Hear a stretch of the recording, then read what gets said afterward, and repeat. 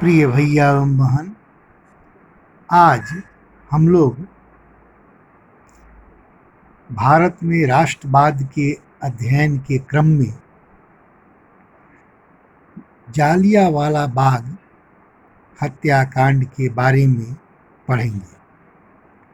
हम लोगों ने कल पढ़ा था कि रॉलेट एक्ट के विरोध में किस तरह पंजाब में आंदोलन भड़का था। उस आंदोलन को दबाने के लिए पूरे पंजाब में 11 अप्रैल को सैनिक शासन लागू कर दिया गया। सर माइकल जनरल ओडायर को पंजाब का उप गवर्नर बहाल किया गया तथा उसने सभा प्रदर्शन पर रोक लगा दी। ये बात ग्रामीण इलाके के लोगों को पता नहीं था। 13 अप्रैल को जालियांवाला बाग हत्याकांड हुआ था। हुआ ये था कि उस दिन बैसाखी का मेला था। इसी अवसर पर जालियांवाला बाग में एक विराट जनसभा का आयोजन किया गया। इसमें बड़ी संख्या में सरकार की दमनकारी नीति का विरोध करने वाले भी थे। जालियांवाला बाग एक बाग न होकर वस्तुतः एक खुला मैदान था जिसके चारों ओर मकान बने हुए थे। बीच में सिर्फ एक कुआं और कुछ पेड़ थे। बाग में प्रवेश करने का सिर्फ एक संकीर्ण मार्ग था। अमृतसर शहर से बाहर होने के कारण मैदान में एकत्रित लोगों को पता नहीं था कि शहर में फौजी कानून लागू है, अर्थात मार्शल लॉ लागू कर दिया गया है। जिस समय सभा चल रही थी उसी वक्त संध्या काल में ब्रिगेडियर जनरल डायर सैनिकों और बख्तरबंद गाड़ियों के साथ वहां पहुंचा। प्रवेश द्वार के दोनों ओर सैनिकों को खड़ा कर उसने बाहर निकलने का मार्ग बंद करवा दिया। इसके बाद बिना किसी चेतावनी के उसने भीड़ पर अंधाधुंध गोलियां चलवा दी। अनुमानतः 10 मिनट के अंदर 1600 चक्र गोलियां चलाई गई। गोली चलते ही भीड़ में भगदड़ मच गई। सैकड़ों व्यक्ति गोली से मारे गए। अनेक भगदड़ में कुचल कर मर गए। कुछ लोगों ने कुएं में कूदकर जान दे दी। पूरा मैदान मृतकों और घायलों से पट गया तथा हृदय विदारक दृश्य उत्पन्न हो गया।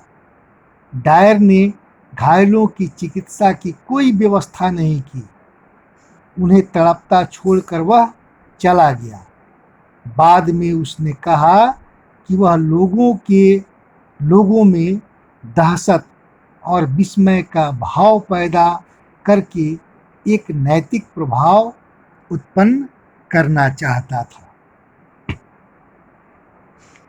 प्रिय भैया एवं बहन, जालियांवाला बाग हत्याकांड भारत में अंग्रेजों द्वारा किया गया सबसे विभत्स हत्याकांड था। अमृतसर की इस पूरे घटना ने भारत में को आक्रोशित कर दिया। जगह जगह विरोध प्रदर्शन और हड़ताल हुए। पुलिस से हिंसक झड़पें हुई। सरकारी इमारतों पर भीड़ ने हमले किए। सरकार ने निर्ममता से विरोध को कुचलने का निर्णय लिया। जालियांवाला बाग की घटना की खबर के प्रकाशन पर रोक लगा दी गई। पंजाब से बाहर जाने और अंदर प्रवेश करने पर रोक लगा दी गई। जनता पर अमानुषिक अत्याचार किए गए। सत्याग्रहियों को सार्वजनिक तौर पर कोड़े लगाए गए, उन्हें सड़क पर घिसट कर चलने और नाक रगड़ने को विवश किया गया, विद्यार्थियों और अध्यापकों पर अत्याचार किए गए, गुजरांवाला पंजाब पर बम बरसाए गए, जालियांवाला बाग की घटना की तीखी प्रक्रिया पंजाब के बाहर भी हुई। इस प्रकार यह रॉलेट एक्ट की परिणति थी। भले ही रॉलेट सत्याग्रह एक बहुत बड़ा आंदोलन था, लेकिन अभी भी वह मुख्य रूप से शहरों और कस्बों तक ही सीमित था। महात्मा गांधी पूरे भारत में और भी ज़्यादा जन आधार वाला आंदोलन खड़ा करना चाहते थे, लेकिन उनका मानना था कि हिंदू मुसलमानों को एक दूसरे के नज़दीक लाए बिना ऐसा कोई आंदोलन नहीं चलाया जा सकता। इसी क्रम में हम लोग कल पढ़ेंगे कि कैसे महात्मा गांधी ने खिलाफत आंदोलन का समर्थन कर हिंदू और मुसलमानों को एकता के सूत्र में बांधने का प्रयास किया, एक व्यापक जन आंदोलन खड़ा करने का प्रयास किया, तथा यह भी जानेंगे कि यह खिलाफत आंदोलन और असहयोग आंदोलन क्या था। आज के पाठ से आप लोग गृह कार्य के लिए प्रश्न बनाकर लाइएगा कि जालियांवाला बाग हत्याकांड क्या था और यह क्यों हुआ, किस परिस्थिति में यह हुआ। धन्यवाद।